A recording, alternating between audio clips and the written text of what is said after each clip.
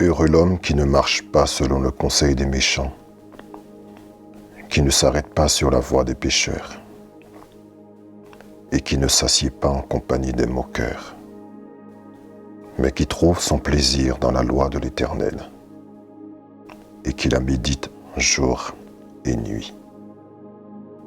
Il est comme un arbre planté près d'un courant d'eau, qui donne son fruit en sa saison, et dont le feuillage ne se flétrit point. Tout ce qu'il fait lui réussit. Il n'en est pas ainsi des méchants. Ils sont comme la paille que le vent dissipe. C'est pourquoi les méchants ne résistent pas au jour du jugement, ni les pécheurs dans l'assemblée des justes. Car l'Éternel connaît la voie des justes, et la voie des pécheurs mène à la ruine.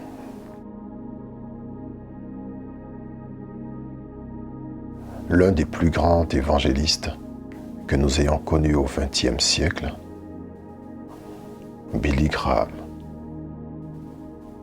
il a dit 2 choses avant de mourir et ces 2 choses m'ont marqué. La première, lorsqu'on lui a posé la question « Pourquoi voudriez-vous être reconnu » ou « Qu'est-ce que vous voudriez qu'on retienne de vous ?» Il a répondu ceci. « J'aimerais que l'on se souvienne de moi comme une personne qui a été fidèle à Dieu, fidèle à l'évangile de Jésus-Christ et fidèle à mon appel. » Et il ajoute ensuite, « Je ne voudrais pas que l'on se souvienne de moi juste comme l'évangéliste, mais comme un bon mari, un bon père et un bon ami. » La seconde chose qu'il a dite qui m'a vraiment touché, quand le journaliste lui a posé la question s'il fallait recommencer, qu'est-ce que vous auriez fait ou pas fait? Et cette réponse m'a profondément touché. Je me rappelle avoir regardé l'écran et je suis resté comme figé. On parle de l'un des plus grands évangélistes du XXe siècle, l'un des plus grands, sincèrement. La chaîne française TF1 n'a jamais accueilli de prédicateur de renom sur son plateau, excepté Billy Graham. Il y a eu des hommes très puissants comme Reinhard Bonnke et d'autres. Mais Billy Graham a marqué les consciences et les cœurs de beaucoup, notamment aux États-Unis. Et c'était le pasteur des présidents, l'évangéliste des présidents, des grands hommes, des grands de ce monde. À cause de sa fidélité, le Seigneur lui a donné un accès incroyable auprès des plus grands de ce monde. Et lorsqu'on lui pose cette question, il répond « S'il fallait recommencer, j'aurais accepté beaucoup moins d'invitations et j'aurais passé plus de temps avec le Seigneur Jésus. » Waouh! Parce qu'au final, il reconnaît que le temps avec le Seigneur n'est nullement comparable à celui que l'on pourrait passer à faire des croisades d'évangélisation et des réunions. Lorsque vous entendez un homme de cette stature s'exprimer ainsi, lorsque vous êtes comme moi, au tout début de votre marche, n'ayant pas accompli grand-chose, on se remet en question. On se remet en question. Cet homme est mort à plus de 90 ans, 98 ans, un âge très avancé.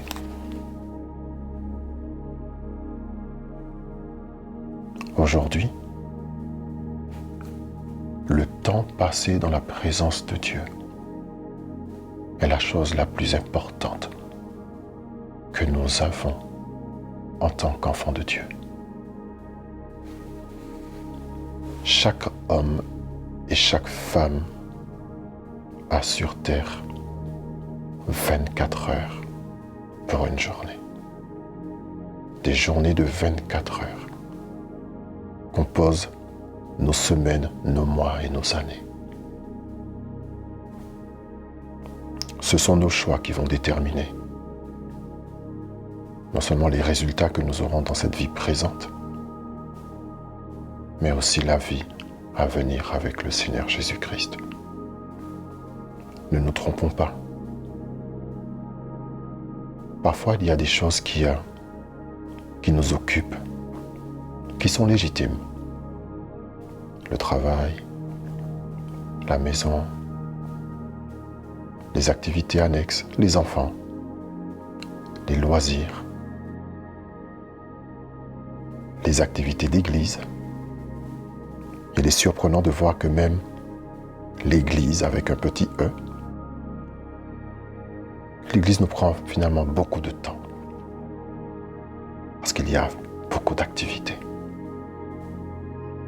Mais la chose centrale sur laquelle nous devons nous concentrer,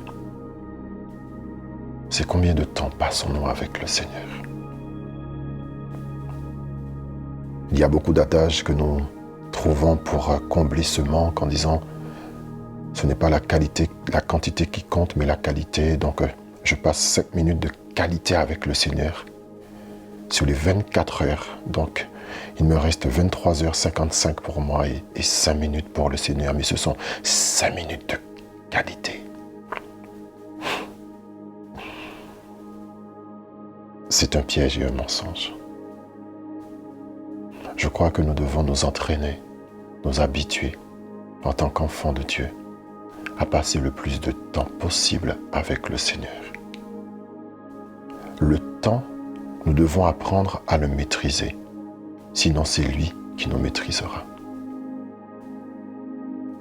Nous devons apprendre à infuser notre journée avec la parole. Si tu organises ta journée en disant que tu vas privilégier la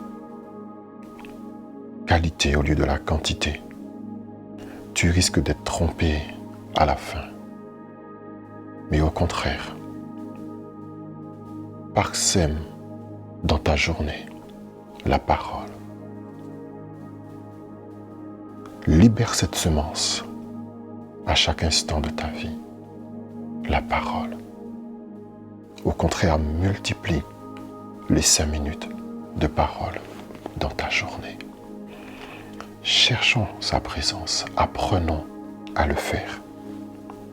Heureux l'homme qui ne marche pas selon le conseil des méchants, qui ne s'arrête pas sur la voie des pécheurs, qui ne s'assied pas en compagnie des moqueurs, mais qui trouve son plaisir dans la loi de l'Éternel. Nous devons arriver à un point où nous trouvons du plaisir dans la parole de l'Éternel, le plaisir à être dans sa présence, le plaisir à demeurer en lui, le plaisir à rechercher ses voies. Vous savez, un indicateur très puissant qui nous aide à voir une carence de la parole en nous, c'est notre état. Lorsqu'il n'y a pas de parole, il n'y a pas de révélation, la parole du Seigneur. Il n'y a pas de révélation. Et là où il n'y a pas de révélation, le peuple est sans frein. Nous sommes sans frein. Nous parlons sans frein. Nous agissons sans frein. Et vous pouvez voir dans la vie des frères et des sœurs, ou même dans notre propre vie, quand il y a de l'agitation des pensées, l'agitation dans les propos, l'agitation dans les actions, c'est qu'il n'y a pas de frein.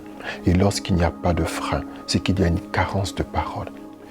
Il est bon pour nous, les enfants de Dieu, d'apprendre à maîtriser notre langue, maîtriser notre bouche, maîtriser nos actions.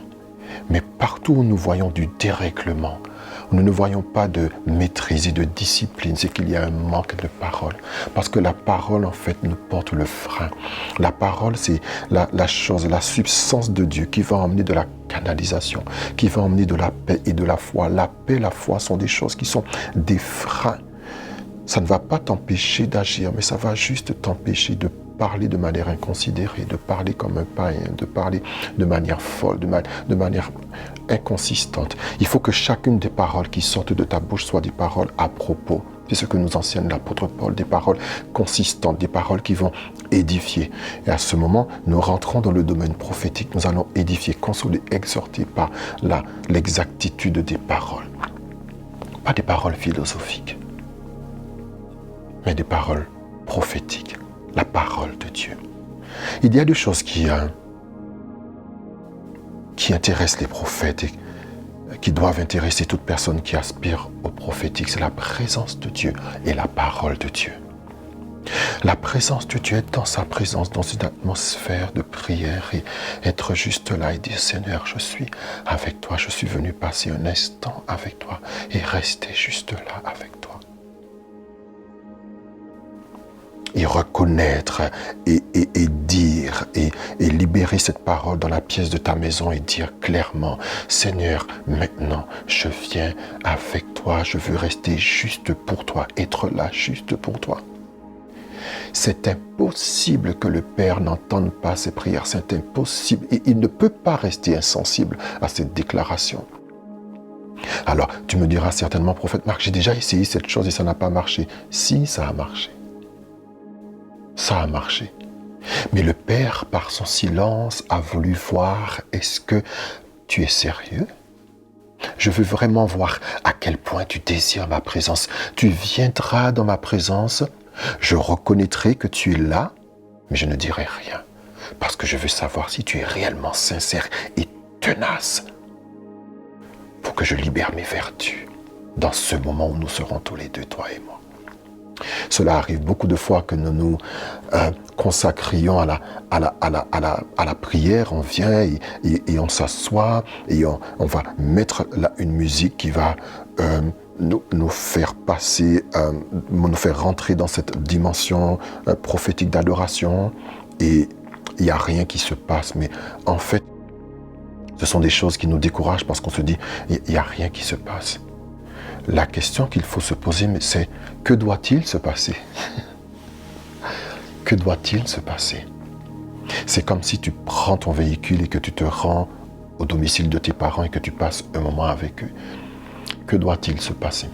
Je me rappelle quand j'étais jeune et que c'était un plaisir immense de prendre ma voiture donc en Martinique du Lamentin pour aller jusqu'à Sainte-Marie, voir mes grands-parents et arriver juste les voir sur le pas de la porte, voir le sourire de mon grand-père qui m'attend et j'arrive et je plonge dans ses bras et je l'embrasse et son odeur et l'odeur de papy et mamie, je les embrasse tous les deux et mon grand-père était peu bavard, quelques cordialités, puis je pouvais être là tout simplement avec eux, mais mon cœur était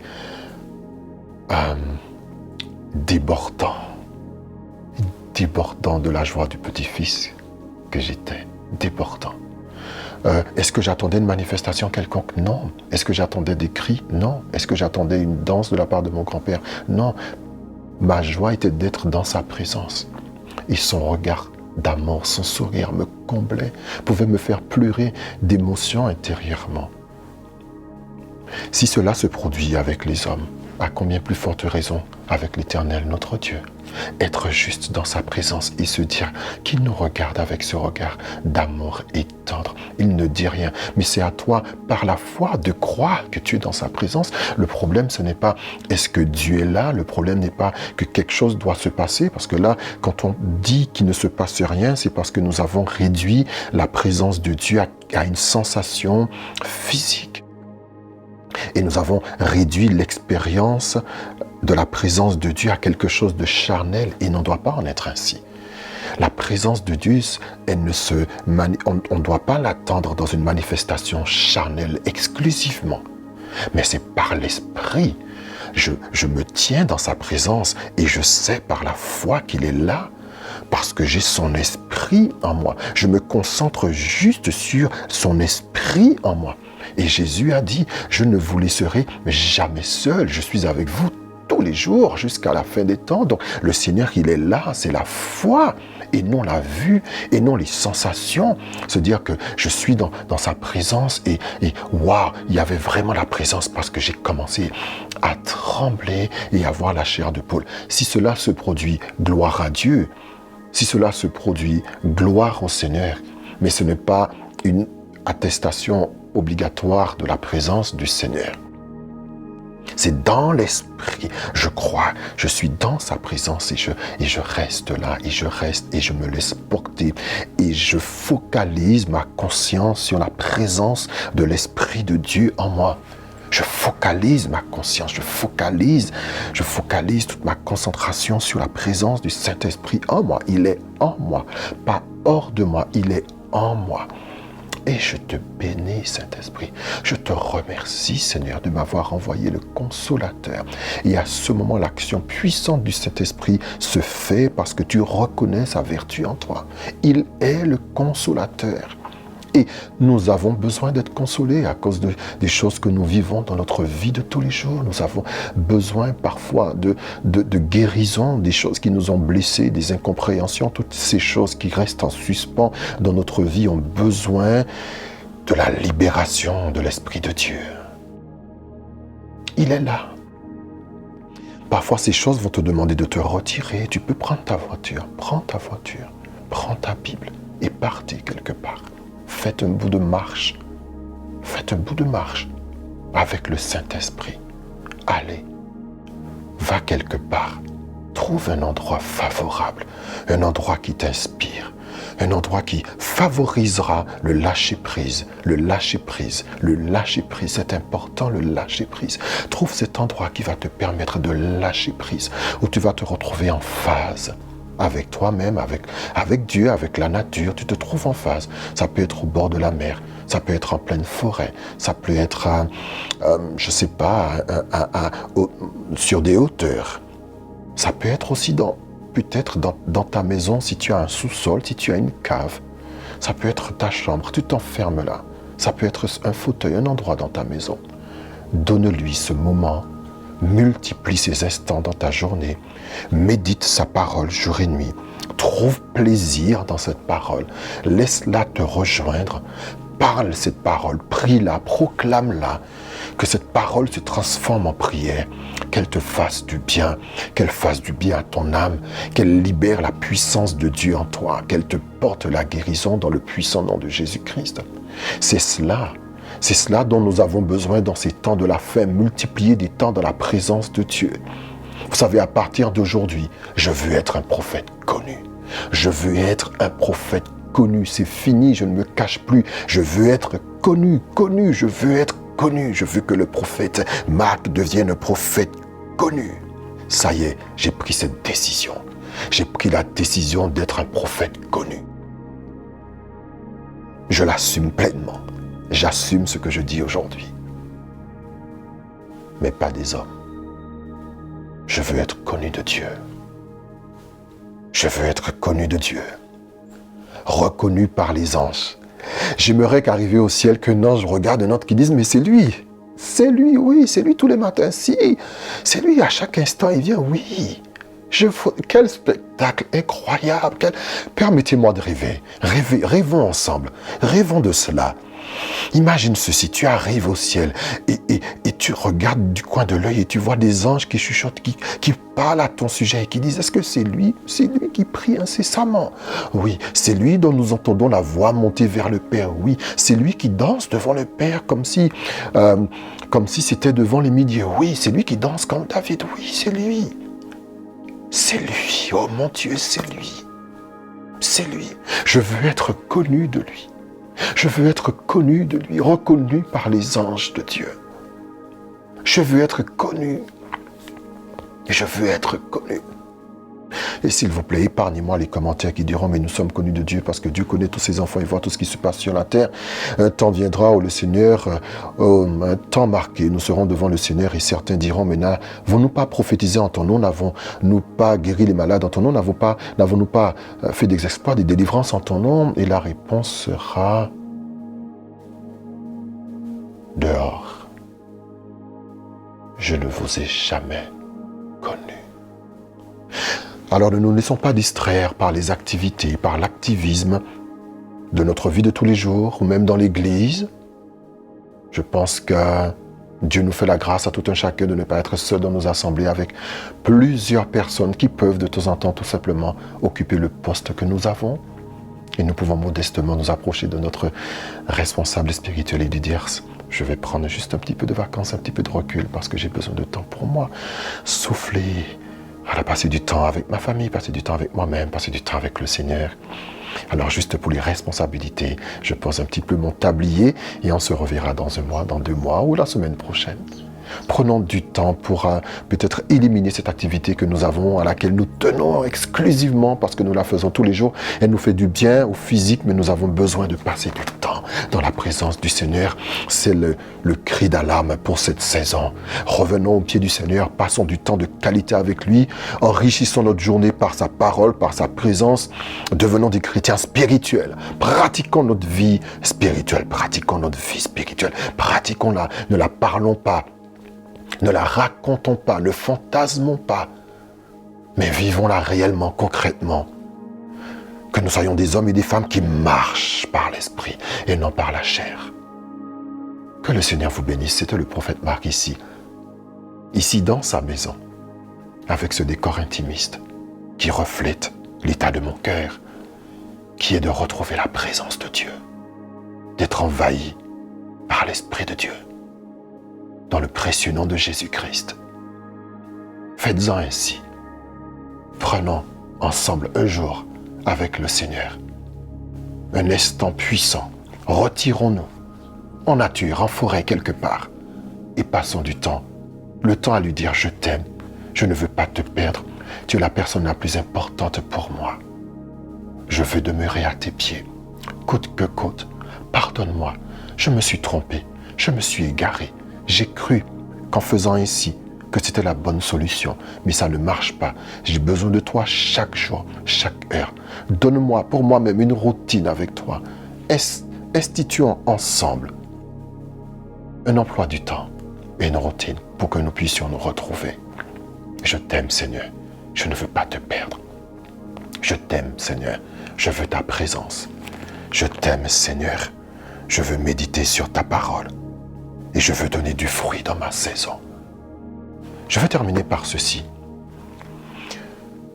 Quand dans tes journées ou dans ta semaine ou dans ton mois, tu sens qu'il y a beaucoup d'anxiété qui te guette, tu es anxieux, tu es anxieuse, tourmenté dans tes pensées, agité, pas de repos dans ton âme, réfugie-toi dans la parole, réfugie-toi vite dans sa présence, immerge-toi en lui.